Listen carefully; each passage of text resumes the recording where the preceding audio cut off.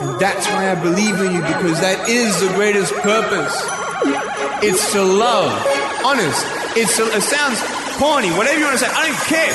I love people because there is freedom and power in loving people. Hello, all you positive heads out there. Thanks for tuning your beautiful brainwaves into another episode of the Positive Head Podcast, where we have the crazy belief that creating success and happiness is a daily conscious effort, which is why we provide you with a fresh serving of soul food for thought 5 days a week. I'm your host, Brandon Beecham, and each and every Wednesday, you can tune in to hear me interview a different consciousness changemaker that is out there working tirelessly to help catalyze change and expand awareness all across Spaceship Earth.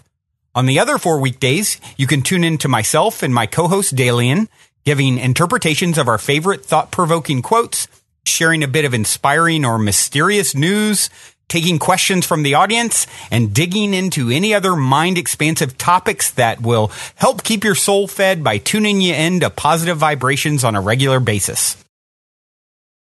And you guys have heard me say that if I ever run ads on the show, it will only be with a company that I fully support because I believe their intention is to make a positive difference in the world. Well, I'm pleased to announce that day has arrived and that this episode of the Positive Head Podcast is being brought to you thanks to the support of Gaia. If you're not familiar, Gaia is the go-to source for streaming consciousness content online. And you can sign up for your first month for only 99 cents at gaia.com/positivehead. That's spelled GAIA.com/positivehead. Check it out. All right, all you positive heads, on this week's interview episode, I am pleased to have Ethan Indigo Smith here with me on the show. Ethan is a Tai Chi instructor and the author of The Geometry of Energy, How to Meditate. Hey there, Ethan. Welcome to the show, my friend. Peace, Brandon. Thanks for having me on. Thank you. Thank you. First question I always ask, you're in an elevator. You've got 10 floors to answer. The guy next to you looks over, says, "What's your passion?" What do you say? Developing consciousness of myself and the collective. I like your answer. It seems to be very in flow with my own answer, or what something similar to what my own answer would be. Surprise, surprise, here we are talking. Very curious about your book, and I haven't had a chance to read it. And, Ethan, it's been the last 6 months or so of my life have been so busy. And what I've found is, when I first started doing interviews, I always would want to read the book of whoever I'm reading first. And ideally, I would do that. And with sort of the hectic life that I have, at least at this time, the kind of cool thing I've been able to do with the last few authors is like, okay, I don't have time to read the book fully. Let's use the interview as an opportunity to it's sort of like reading a Cliff Notes, right? But directly from the author. So I'm anxious to kind of jump in and pick your brain a little bit and learn about the geometry of energy and what that's all about. Well, I'm an open book, so to speak, right? Dun-dun-dun. Well, I in you describing that situation, what a privilege to speak to, not necessarily myself, but it is a privilege, Ethan. It's always a privilege. People, they say value a book because we spoke before. It takes a certain obsession and compulsion and almost a drive and a certainty that an author can change the situation, really, whether it's making someone smile or whatever. Writing books is a valuable thing, and reading them. And that's why liberty and library have the same etymology root, right? Because libraries free our mind and free us literally and conceptually. So, you know what? I'm such a nerd when it comes to plays on words like that, and I have not heard that one before. I will definitely add that to my wheelhouse. Thank you. Well, etymology and understanding language, for that matter, I like to refer to as the key to the map. Right? Life is a map.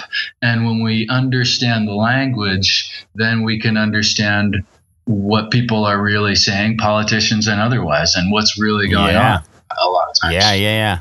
Well, I had a while back, Mark England on the show, and he has a program called Procabulary, and we talked a lot about, exactly that point. It's like you are spelling, you're casting a spell energetically with your words.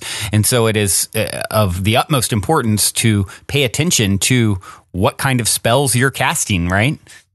Yeah, absolutely. It's first comes the word in every spiritual understanding, right? Right.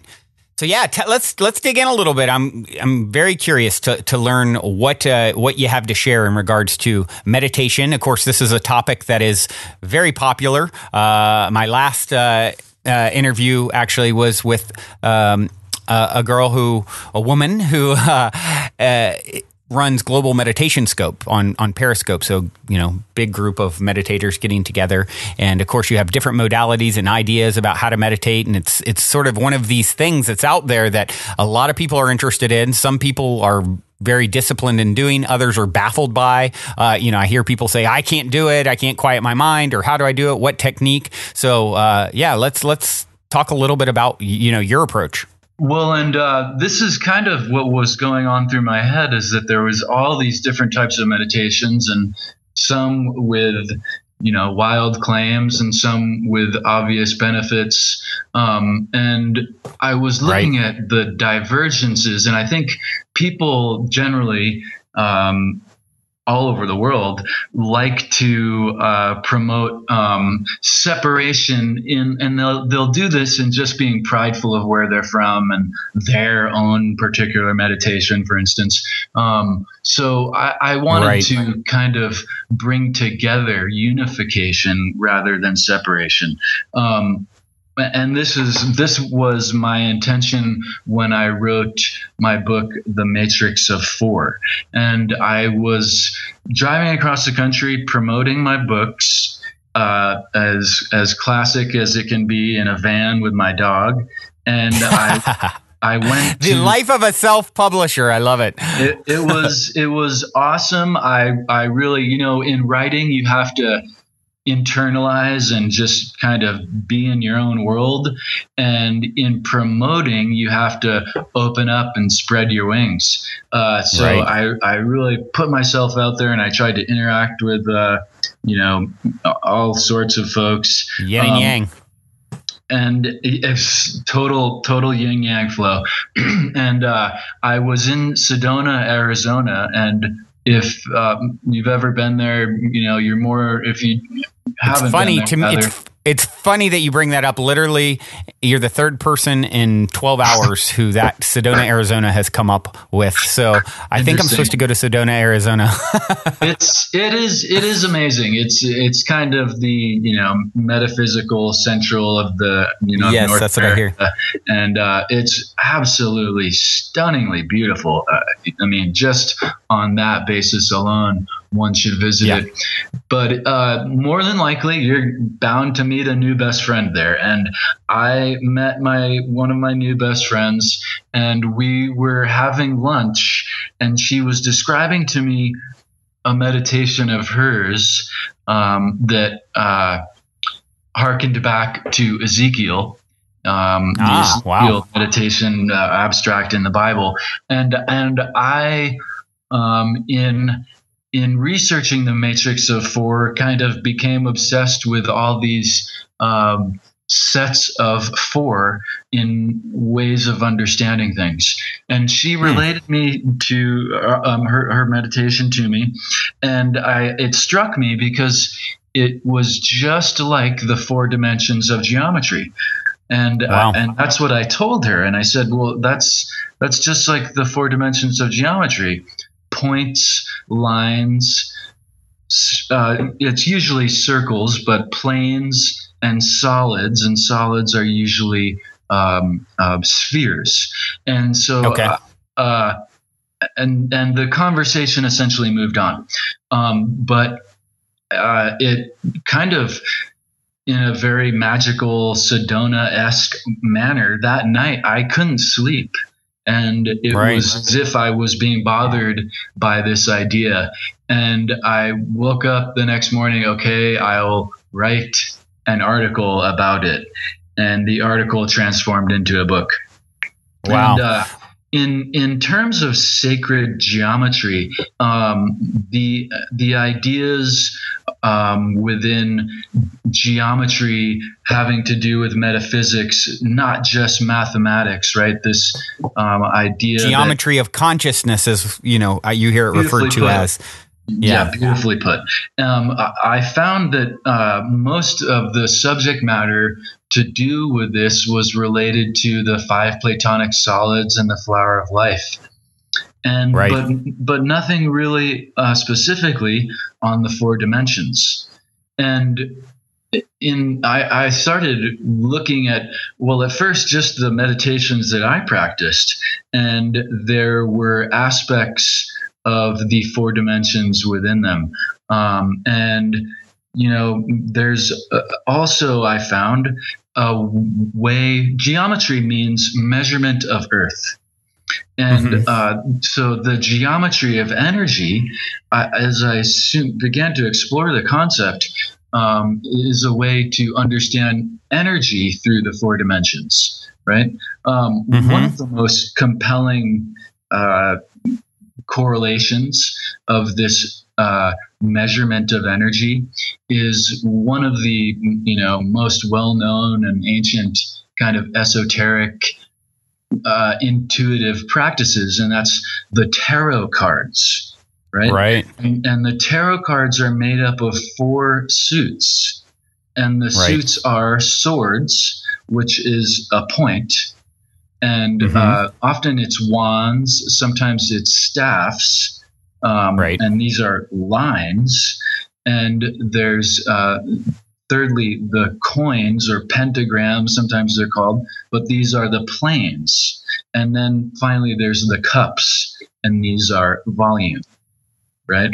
Interesting. And so I started exploring it further and not only finding a way for individuals to develop their own meditation practice, kind of find their own number through this arithmetic that united all these different meditations, but also a way to conceptualize and understand some more abstract energy and energetic comprehension, if you will.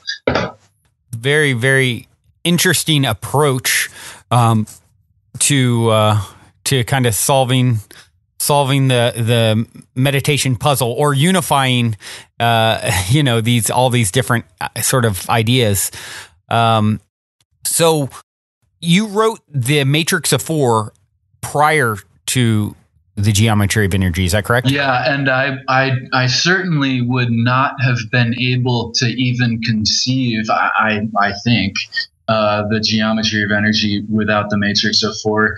But that has honestly helped me conceive many things. In fact, are you familiar with the number 108? No, I can't say that I am. I mean, I've heard of the number, if that's a trick question. Course, but no, as far as it being somehow significant. I just jumped across the whole board from 4 to 108. So yeah. You skipped 104. But I was 108 is actually this most kind of magnificent, magical number, and it is the number of beads on the japa mala, right? I have heard this. Yes. And so it's also the number of movements in most Tai Chi forms, in most long forms, actually. And the number of movements in the form that I practice, the Wu form. And I wrote a book about 108 too, and I would not have been able to conceive 108 without really understanding the Matrix of 4, which can kind of be depicted through many things. But one of the most astounding, I think, points of Matrix of 4 is arithmetic itself, which is not only 4 points, but it's this duality of polarity, right? You have one polarity between addition and subtraction, right? And another between multiplication and division, right? So it's this kind of crossing polarization. Right. And in looking into that as a way to mathematics, what does mathematics have to do with developing consciousness? Well, one of the most astounding stories or allegories that precedes the Bible and even might have a lot of influence on at least the Garden of Eden story is the allegory of the cave. And this is also basically the story of the Matrix. The Matrix is like the allegory of the cave 2,000 years later. The allegory of the cave is a Socratic story about controllers who depict forms on a cave wall to people that are being controlled. Some of these people are in chains and they're forced to watch the wall. Some of the people are so transfixed by the depictions on the wall that they don't require chains. And so there's the captors, and there's the chained and the unchained. And then as the story goes, there's the freed prisoner, which would be Neo. And the freed prisoner is taken out of the cave. And after his eyes adjust to the sun, he realizes he's been fooled his whole life. And he was seeing a mere shadow in a cave of reality, right? And he goes back to try to tell the others, the chained and the unchained, that they're being duped and they're being lied to. So this is the allegory of the cave is just one of the deepest metaphors of consciousness there is, and it has the four characters: the chained, unchained, the captors, and the freed prisoner. So the matrix of four really leads to all kinds of understandings, and even the geometry of energy, which, getting back to that, I relate concentration to the point, right? And the next phase of many meditations is connection, and this is a line. And after that comes circulation. This is a circle. And most meditations will have this experiential understanding of what I call, through the geometry of energy, the fourth aspect of volume or solid, I call unity expansion. And that is this kind of, well, in Tai Chi, it would be your perimeter awareness goes farther and wider, right? In loving, compassionate understanding, it is measured by you see the same quality in the ant that you have, right? The spark of life, it's the same. So this mathematical, geometric understanding really leads to quite tangible and grounded spiritual, esoteric comprehension. I love it. It really ties together. I love any intersection of, science and spirituality. I feel like it's so necessary. And anytime there's a sort of an insight or awareness, I interviewed a while back Nassim Haramein. I'm sure you're probably familiar with him. Absolutely. Wow. And, just like such a genius, so much insight looking at things from, physics, quantum physics, scientific standpoint. And I love the concept here of doing this with meditation and kind of tying them together like you've done. Yeah, I was, after I kind of grasped, at least initially grasped the idea, I started looking into a lot of researchers, especially Nassim, because he has a lot of interesting points about the four dimensions of geometry, actually. Yeah. But not necessarily having to do with meditation, but a little bit having to do with energy comprehension, certainly. Sure. So it's interesting. He talks about the torus, right?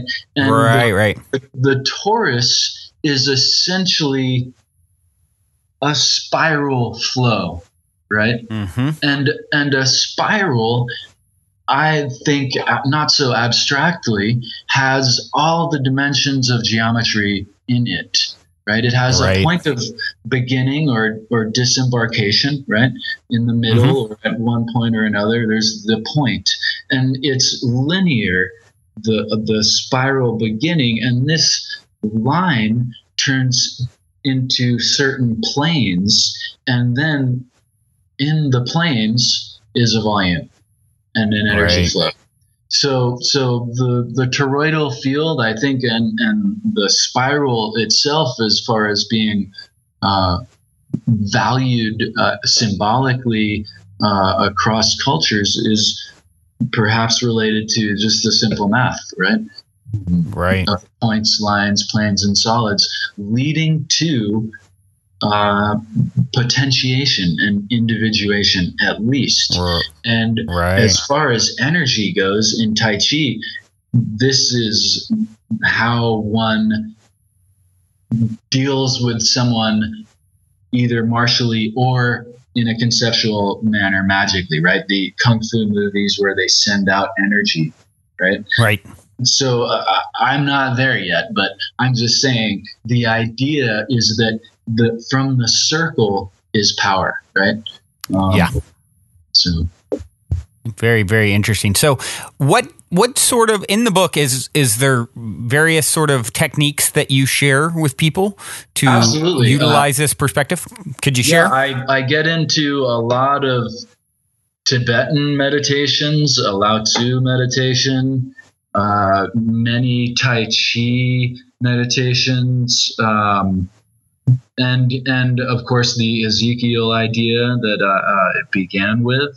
One of the not so simple but simple understandings in Tai Chi meditations is the microcosmic orbit, and this is a beautiful way of saying circulation, right? And so this microcosmic orbit is about circulating energy within our abdominal area, and these ideas also contain a measure of connecting, certainly with the ground, the Mother Earth, but also the North Star. Many times in Taoist understandings, it's the North Star, which is, the point. if there's one point that we can all relate to in the Northern Hemisphere on planet Earth, there it is, right? There's all these not so abstract understandings within many meditations, and sometimes almost as if they were kind of suggesting or knew that this was part of it. We celebrate Pythagoras for his intellectual understandings, right, that we learn in school, but at the same time we're taught how much of a kook he was, because he thought mathematics was godly. Mathematics could let one understand godliness. Well, actually, the more in depth we go, perhaps here's the reason, right? Or part of the many reasons, that mathematics is this universal language that goes across fields of science and spirit. They often say, like, if we were to communicate with, extraterrestrial civilizations, that would be sort of a unifying point, right? A unifying way to communicate. Absolutely. And it is a way to communicate not only mathematical and scientific ideas, but much more, certainly. Right. in the introduction of the book, I point to what is, become a well-known symbol today, the G between the compass and square that the Freemasons use, right? Mm-hmm. And this is often pointed to the G being symbolic for geometry or grand creator, grand architect, God, generations, all these things. But geometry, certainly, it's pretty obvious that it has that correlation when you see the compass and the square. And these folks are people that claim to have direct lineage to the same people who came up with the allegory of the cave, right? With the old metaphysics schools of Socrates and so forth. Yeah. And the first school of metaphysics supposedly had above its door the statement, all who enter must know geometry first, right? So in order to learn metaphysics, you have to learn geometry. Sorry, this is how it is. And this kind of boils down to, now they have the G with the compass and the square above their door at Freemasonic meeting centers and so forth. And I don't think they know half a thing about, most of them anyway, but the coincidence is not necessarily just offhand, right? It's a direct kind of, instead of saying you have to know geometry to enter, they have the G with the compass and square. All right. Well, now seems like a good moment to take a quick minute to tell those of you who aren't familiar a bit about our sponsor, Gaia. I've been a big fan of Gaia for many years now, which is why they're the only content provider I've ever reached out to in regards to potentially supporting this podcast. So needless to say, I'm very excited they're now supporting the show. Gaia truly is my personal go-to source for streaming consciousness content on the web. They have an incredible 7,000 plus exclusive videos covering 5,000 years of wisdom. Just to give you an example, on the show Missing Links, the incredible researcher Greg Braden explores all the biggest questions concerning who we are, where we come from, where we're going, by connecting the missing links between science and spirituality to complete our understanding of humanity's history and to better understand the interconnectedness of all things. Awesome, right? And that's just one example. As you guys constantly hear me say, it's a daily conscious effort to maintain an elevated vibration. And if you're looking to go deep down the rabbit hole to do so, then Gaia is the best place I know of to do it, period. And you can sign up for your first month for only 99 cents at gaia.com/positivehead. That's spelled GAIA.com/positivehead. Check it out. Yeah, very, very interesting. And of course, there's been such a resurgence even in recent years as, I'm pretty tied into the transformational festival scene. I go to a lot of those events, a lot of my friends are involved in that sort of community, and have interviewed quite a few people involved, that throw transformational festivals as well. And so love that whole world, that whole scene. And of course, what you see there is not only a lot of people who are sort of opening up spiritually on various levels and so forth, but even just the clothing, the vendors, there's so much sacred geometry has become such a fashion piece. So it's really interesting how that has even woven itself into art and fashion and, even visionary art. If you look at a lot of the visionary artists out there, and there's so many amazing ones that are, there's some sort of tie-in of geometry in their art. And it's just one of these things that's becoming more and more surface and prevalent, it seems, and awareness of the importance. That many people don't understand the four dimensions, right, in their simplicity, right? Yeah. So I think sometimes in simplicity is the real power. There's this idea of the Pareto principle, and it's where we get the majority of our harvest from the fewest amount of plants, essentially, or most of our business from the few customers, or most of our business in the small calendar year, maybe the holidays. And I like to correlate that idea with developing energy and understanding concepts. Sometimes the simplicity is where you can actually engage a lot of understanding, and such is the 4 dimensions of geometry. Will you explain for those who aren't familiar with what you're referring to when you say that? The 4 dimensions of geometry? Well, it's the way of measuring the sun, for instance, is on a map as a point, right? And it's also with a line depicting its movement, right? And further extrapolating on that, it kind of looks like it's a coin, but we know it's a sphere, right? But so point, line, circle. Points, lines, circles, and spheres.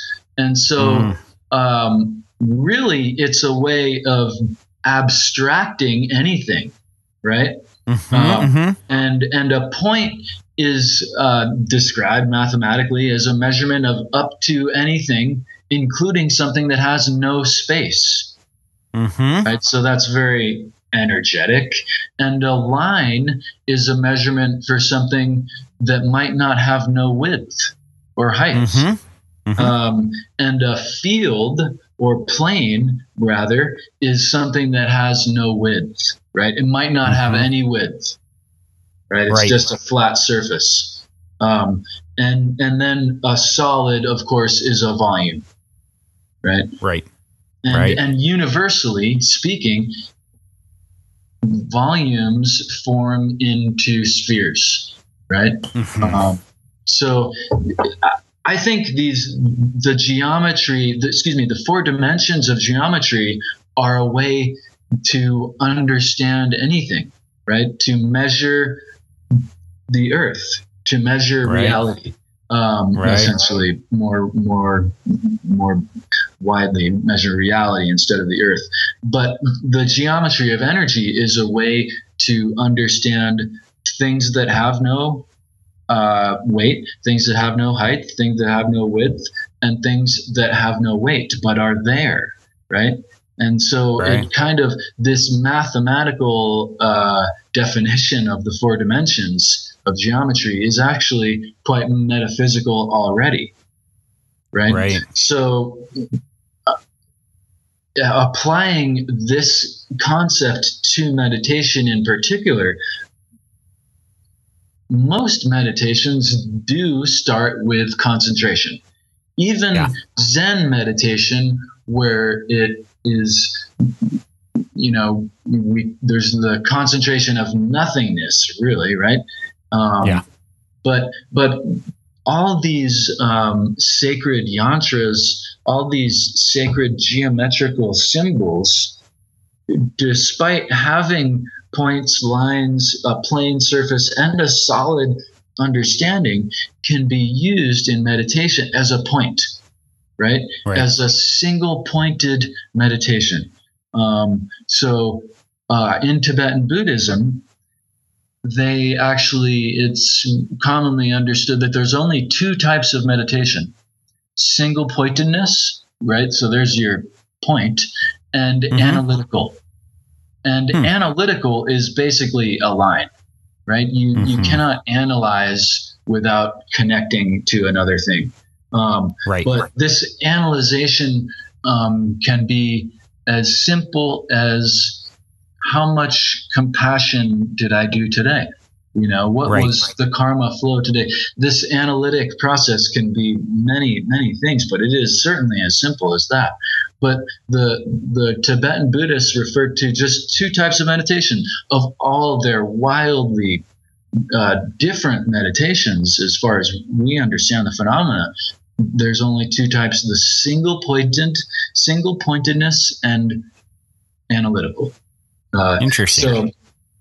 So, but each symbol, right? Each sacred geometrical symbol is a point in itself, right? A point of connection, and the idea that we can focus on something in single pointed meditation so that we can quiet the chatter. As you mentioned in the beginning, and as I experience personally and informed by people, it's hard to meditate because of the chatter of the mind. This is right. Kind of the monkey mind, where we swing from one vine of thought to another vine of thought that really makes no sense. And they're usually abstractions of situations that will probably never happen. So the single pointed meditation allows us to focus or concentrate on something, to not necessarily get rid of that monkey-minded chatter, but make it so that it comes over to this single-pointed symbolic comprehension as well.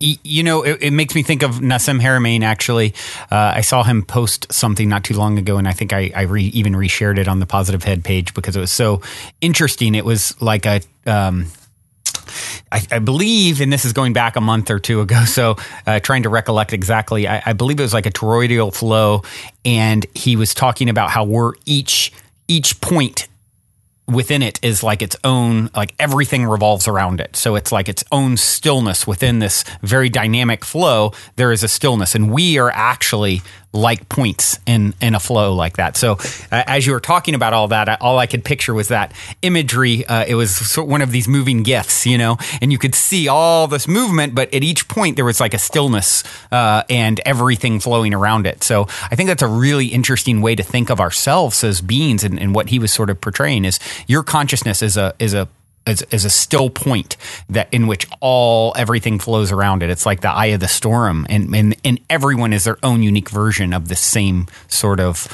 phenomenon. And that harkens, to me at least, to the Native American understandings of their center of the universe. Each different tribe has, this is the center of the world right here. Right. Wait, really? And there's truth in that from this perspective. You are literally the center of your own universe. Everything is flowing around you. And that goes for me, you, anyone listening to this. It's like, that's how powerful you are in a sense, and I really, that concept is very empowering, I feel. And we are capable of, some meditations actually condensate our utilizing imagination. We condense rather than expand outward. Many times I find some, what the Eastern traditions would describe as very dangerous practices are these meditations that go outward. And people even ask me all the time, how can I have an out-of-body experience? And I don't want to even go there necessarily, but I kind of want to ask them, why would you want to do that? Most of the Eastern traditions, before they would even consider going out of body, get in touch with body and really learn through their body the connection, the individual representation and connection of the universal, between the universal. So it's the kind of rule as above, so below, and vice versa. And so when one is able to really root and ground, which is kind of this, esoteric statement, but one that's really well founded, actually. There's a great film, I was just looking at it, about being grounded. And we culturally we have all these patterns that we build up and we ruin ourselves with. One of them might be walking around with insulated shoes all the time. And so we're never. I know someone who talks about this, a good dear friend of mine. She is like very connected with nature, and it freaks out if she's not in, in the woods, at least for some period of time every few weeks. And she talks about the difficulty she has wearing shoes and being in, kind of a concrete jungle for an extended period of time. It like freaks her out. It's human nature to need to be connected. And in practicing Tai Chi, that's one of the fundamentals, is to be rooted and grounded, right? And, looking into the shoe thing, just as an example of like a simple pattern changer that we can all do. We don't have to learn complicated Tai Chi. Just get yourself some shoes or slippers rather, that are cottoned, have a cotton sole or something that is not necessarily rubber, and try it and change your pattern. So, we don't necessarily do this all year long. We can't for cold, whatever, but, try walking around barefoot if you're in the country. There's like research, that really backs this understanding. And so there's again, this idea that all these meditations, either most of them overtly say, but some of them maybe just suggest, is this grounding to the earth and connecting with above. And right. It's a scientific fact that there's a atmospheric relationship, electrical, with the ground, right? Yeah. And to the yin yang point, in Tai Chi, one of the rules is to never be double weighted, to always have most of your weight on one foot or the other. And this is electrical, right? This is you can't have both points of contact grounded, but you need one. Right. You need one grounded. And so all these relationships come back to like the Freemasonic symbol of the circle and the square, the compass and the square, coming together is a feminine and masculine unification, right? The compass being the circle of the feminine and the square being the straight of the masculine. And when we can unite these energies, just like the yin yang talks about, the Taoists, the Hindus, etc., then we are in the flow, right? Right. We are moving in a way that's not debilitating. It's possible to benefit ourselves without a hangover, so to speak, right? Right. So many times we look for a pill, but often enough, it's just getting our shoes off, Right. I like to say, in developing energy, quality energy, it's like going in the sun. The sun doesn't give us vitamin D. It instigates us to create vitamin D. Right. So it's already in us, all the energy and the healing and the strengthening. We just have to stimulate it in the right ways. Yeah. It makes me think of, and I've referenced this, I think, one time before, there's a great little kind of comedic video clip out there that's like an advertisement for medicine, sort of like we see these commercials, with the people on the beach running and talking about the side effects and things like that for nature. Like, get yourself some nature, and it's like the ultimate cure, right? And so it's always back to that. What all these problems. I got an idea. Drink more water, take your shoes off, go into nature, all these things, get the sun, all these things make such a difference. And of course, I'm very curious about, I have a friend who recently started practicing Tai Chi, and it's something that I haven't really practiced, but I find very intriguing. Can Can you talk a little bit about the benefits of Tai Chi and how it works?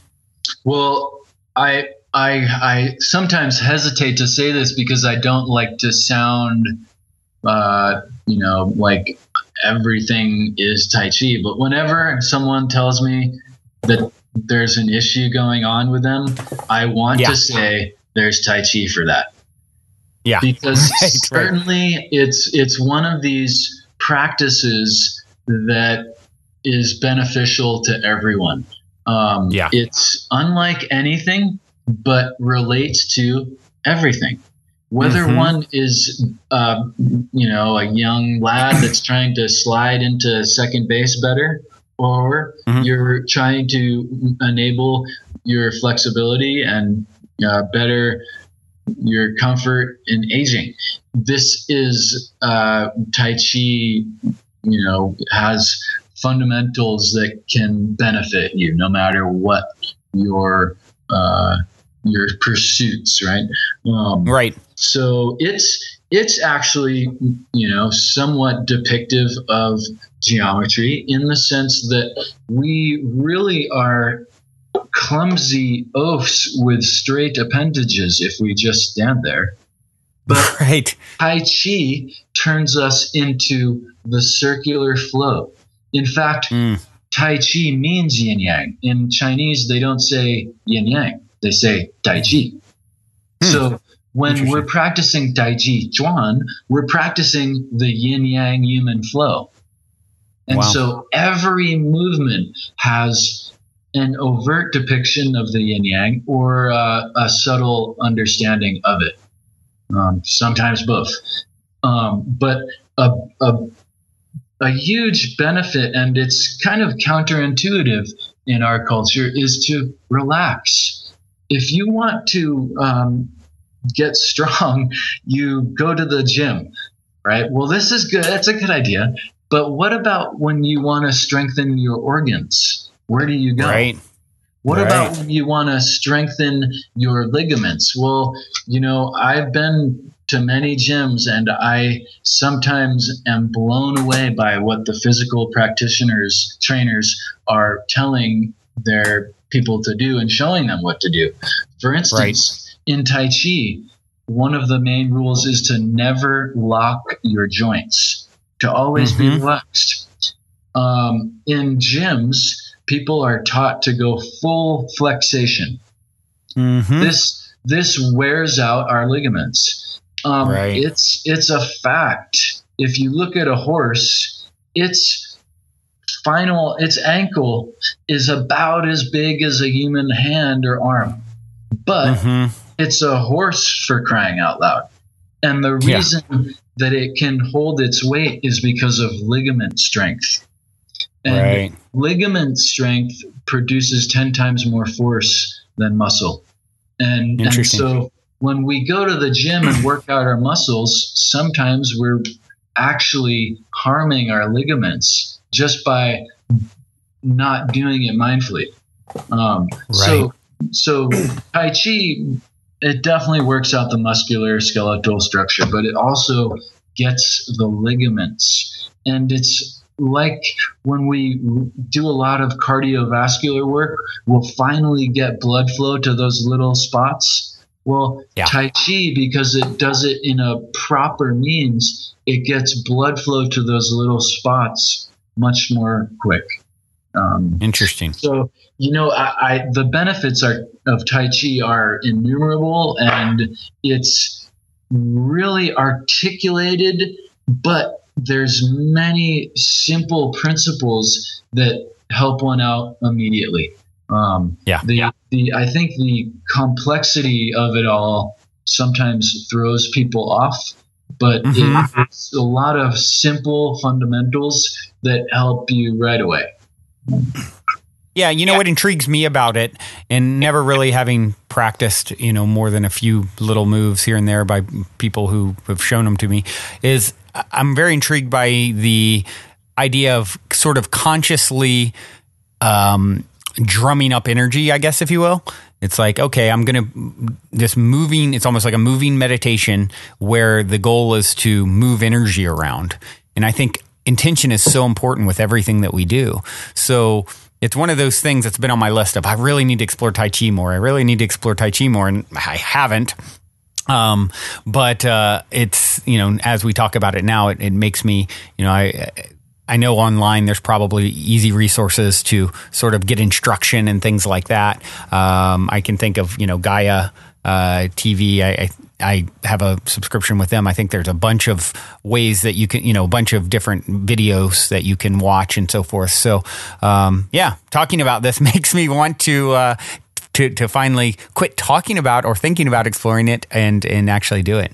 Well, some great teachers have suggested to me YouTube is the best teacher, right? Because it has everyone. Right. But, in Tai Chi, they say, first to develop Chi, it takes imagination. And then you cannot unimagine the Chi.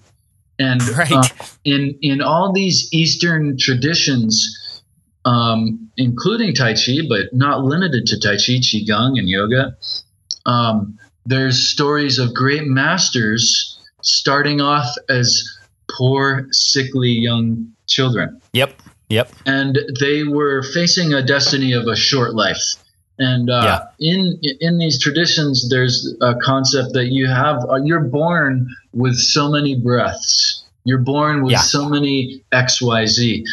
But maybe if you practice Qigong, Tai Chi, yoga, things will go different.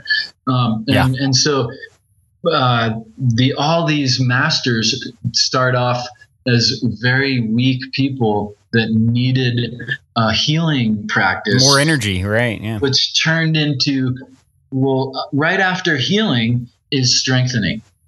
There's the trick, right? So a fundamental of Tai Chi is to flow at 70%. If you go 70% every day, there will be no stopping you. If you try to flow 100% one day, 2 days, you may be able to do 100%, but your 100% is going to be so shallow compared to what it would have, the total productivity of 70% steady, right? Interesting. Your 100% 3 days after doing 100% is going to be, you're depleted. Absolutely. Nothing. Interesting. And so most physical workouts will go 110%, give it all. Yeah. And then you're done. And instead of the burnout. Tai Chi yoga approach is every day at 70%. Interesting. So this is kind of the long-term benefit if you look at it as simply as a business model. Or also back to that Pareto principle of just do things simply every day a little bit. And then your little bit 20 days later, 200 days later is quite a lot. Will maybe stagger someone else, right? Right. So keeping it at a flow of every day is one of the things about Tai Chi that's different than go approach 10% and then you're done type of thing. Very, very interesting. Well, I'd like to switch gears for a quick moment here, Ethan, and one of the sort of regulars questions that I always go to on the show, I love hearing my guests' stories of synchronicity or serendipity or a positive paranormal kind of happening maybe that has taken place in their lives. You got something along those lines that you would care to share? Well, I feel like every day is almost an opportunity for serendipity, isn't it? Right. Yes, it is. But, in taking on writing, I've had many moments of serendipity. I started to mention the 108 idea. I was exploring the matrix of 4, and I asked the most astute yogi about, is there anything that's really valuable about 4 in Hinduism? And he said, well, yes. The Om symbol itself is based on 4. And I very ignorantly said, well, I should have known that. And that's when I realized that the matrix of four idea was not my own. It was one that I recognized. Well, the matrix of four of Om is firstly in its vocalization, A-U-M, and fourthly, silence. Silence is important to note there, and even though it's silent, and as far as its philosophical relationship, it's sleep state, wake state, deep awakening, and deep dreaming. These four states of consciousness is what the Om symbol refers to. And sleep state, wake state is something that we go through on a daily basis. And the deep awakening is meditation and meditative movement that brings us to this place of like what I call on the geometry of energy, unity expansion, this idea of immeasurable understanding and brotherhood. And then the fourth state is the point on the other side of the Mara that is Buddhahood or Christ consciousness. And so I kind of was blown away by this astute individual. And he said, Ethan, I can see, I forget what he worded it as, but essentially I can see that you're an obsessive writer. And so I want to tell you, 4 is a very juicy number, but 108, that's where it really lies. And I was like, well, I can barely understand 4, I think, now after hearing what you told me about Om, so I'm not going there. But I did know that that's the number of movements in Tai Chi. And he's like, oh, I'm like, I really don't. But this number nagged at me. And I then wrote the 108 steps to be in the zone and finished the Matrix of 4. And as I was, this moment encapsulated this kind of serendipity. He mentioned 108 to me after telling me what is one of the most astute understandings of Om. And I consider that one of these magical moments, which then in turn led to the geometry of energy. In just a quick snippet, 108 is these numbers are the only numbers, incidentally, really, that when one looks in a mirror, they're the same, right? But also, not so coincidentally, the point is nothing, right? A point is basically nothing.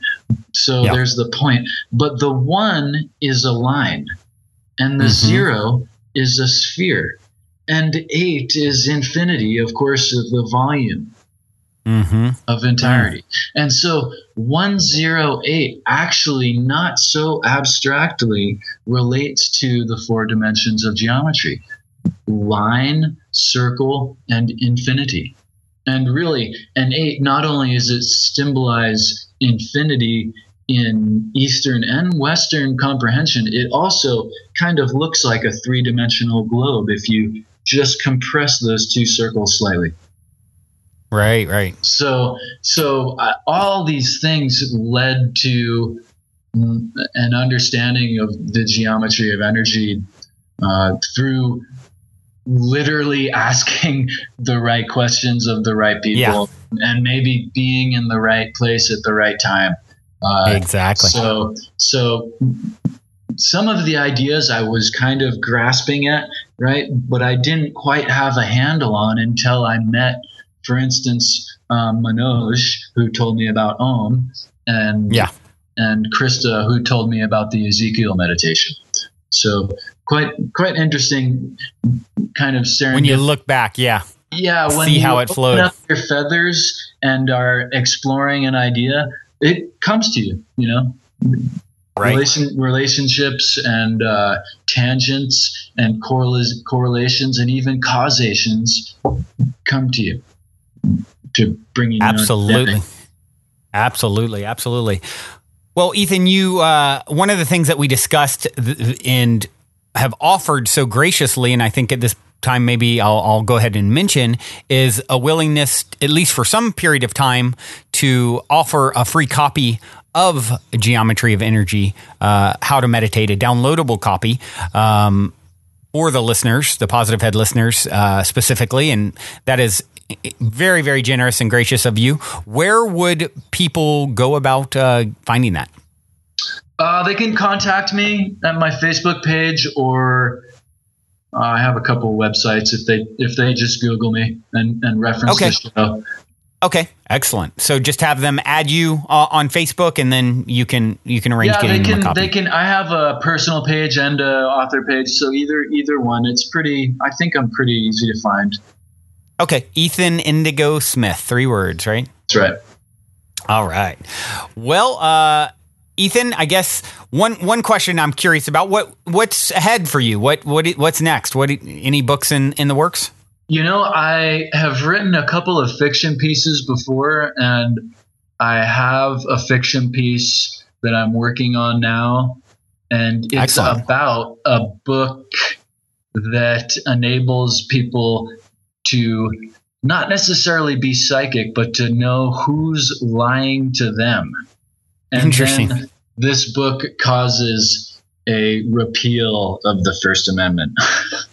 I like the concept. I look forward to checking that out when it's complete. Do you have an estimated release date? I don't yet. I'm also working on a Tai Chi book, 14 Principles for Wellness, and a couple of other things. So I'm like many writers, I have about 3 or 4 different projects.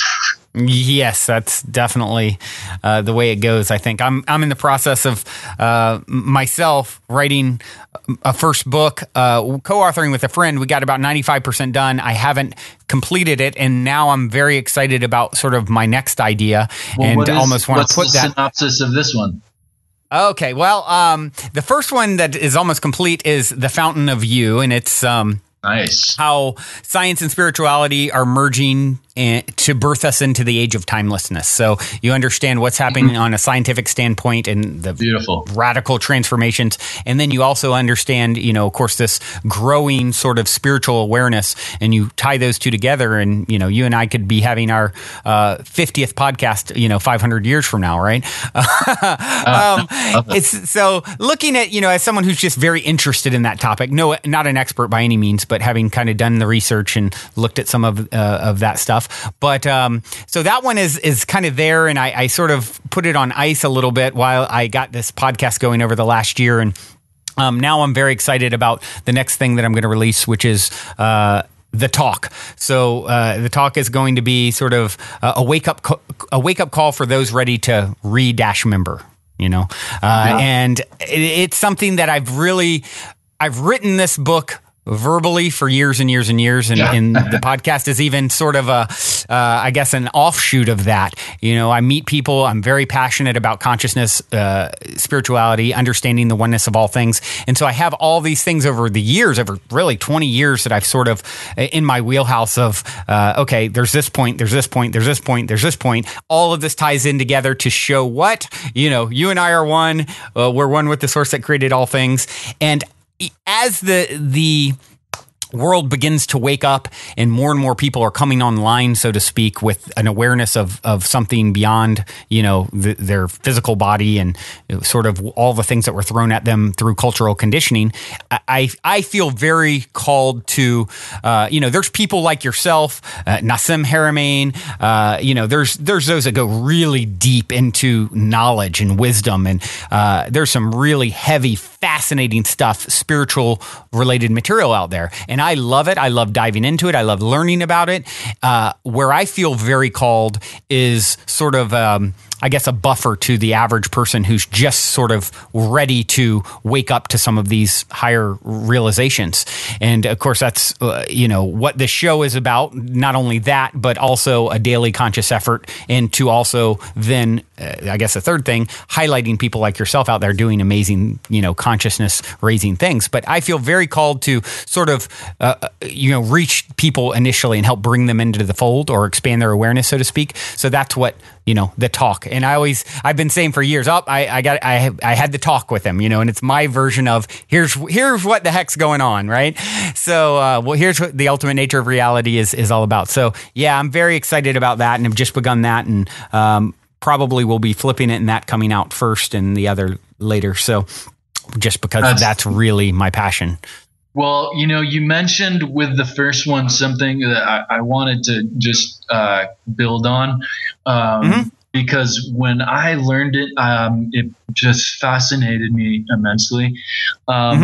There's actually, and 108 symbolizes this format, or this set of four even. 108 is the trinity of time. 1 for being present, 0 for the weight of the past, and 8 for the infinite future. And wow. This is a pretty complete measure of time, is it not? Yeah. Except when 1 includes intuition. And where does intuition come from? Not necessarily the past, present, or future. And the Tibetan Buddhists refer to this fourth aspect of time as the time of no time, or timelessness, right? So there's past, present, future, and time of no time.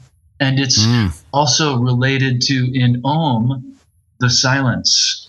Yeah. So I love this fourth aspect of time being the ether, right? The time of no time. So you mentioned timelessness, and I just wanted to include that. Yeah. Excellent. Thank you for sharing. Well, speaking of time, Ethan, we're running out of imaginary time here, as I often say on my daily shows. Oh, we're out of imaginary time for now. Thank goodness. There's plenty more where that came from. This has been absolutely stellar experience to share and connect with you and learn. And I also really appreciate your willingness to offer free copies to listeners who connect with you. Very gracious of you. I do have one last question I'd like to leave you with. I always leave my guests off with. Love it. 60 seconds or less. What is the meaning of life according to Ethan Indigo Smith? Well, I kind of adopted the name Indigo because this character or archetype that we find now in postmodern society represents building self and society. And also the bodhisattvas of the Tibetan Buddhists have this same idea. And it's essentially, even though there's unlimited ignorance in the world, I vow to face it and smite it. I love it. I love it. Ethan, thank you so much, my friend. A real pleasure. I look forward to checking out all of your future work. I'm sure it will be increasingly amazing. I will be in touch. I am grateful for the opportunity to speak, and blessings to you and everyone. Excellent. Well, everyone, that concludes this week's interview episode. If you have enjoyed this positive download, please take a minute, give us a rating or review on iTunes, since iTunes is the holy grail of all things podcasting. Your good reviews help us to reach more listeners. Also, we would be extremely appreciative if you would tell your friends and family about the show. Our sincere intent with the Positive Head podcast is to spread positivity to the world because we're selfish, quite honestly. I say that jokingly, but really only halfway joking. I'm referring to the good kind of selfish based on the knowing that we all get what we give in this life, because when we give, we're actually always giving to extensions of self, since we're all really one in the same consciousness, just in different bodies. So if you want to be a good selfish along with us by helping to spread the positivity, by all means, please proceed to shout about the Positive Head podcast from your rooftop.